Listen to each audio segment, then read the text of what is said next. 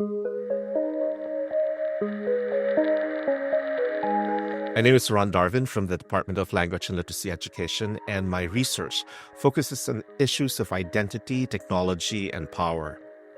Central to my work is the notion of investment that recognizes that when it comes to learning a second language, it's one thing to be motivated, but it's another thing to be invested. As learners negotiate relations of power in a specific context, they have to believe they occupy a legitimate place in this context, to choose to participate in its discursive practices and invest in their learning. If a learner is positioned as an outsider by powerful others, or marginalized because of their race, ethnicity, social class, their accent, or the languages they speak, then the learner may disinvest from their learning. Whether it's working with Filipino immigrant youth in Vancouver or South Asian students in Hong Kong, my work has always explored these issues of investment and how racialized migrants, diasporic communities, and under-resourced students negotiate their identities and navigate different ideological contexts. In 2015, Bonnie Norton and I conceptualized a model of investment that recognized how identity, capital, and ideology shape the way learners position themselves and others while negotiating their resources and navigating different forms of control.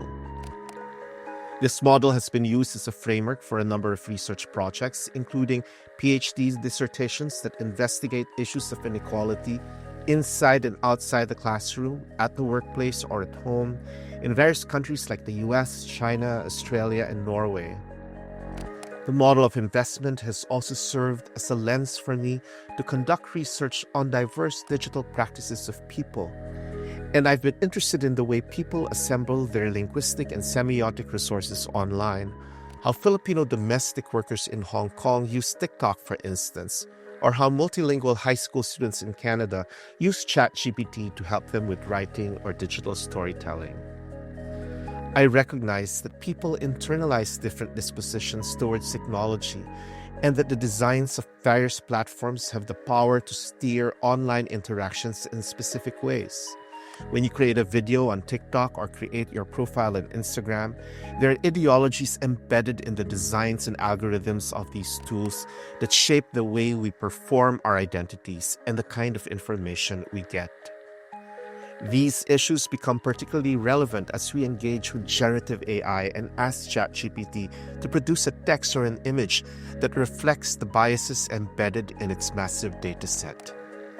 This is the reason my research asserts the need to integrate critical digital literacies in language education, so that we can make visible the ideologies and inequalities that are concealed in the black box of technology.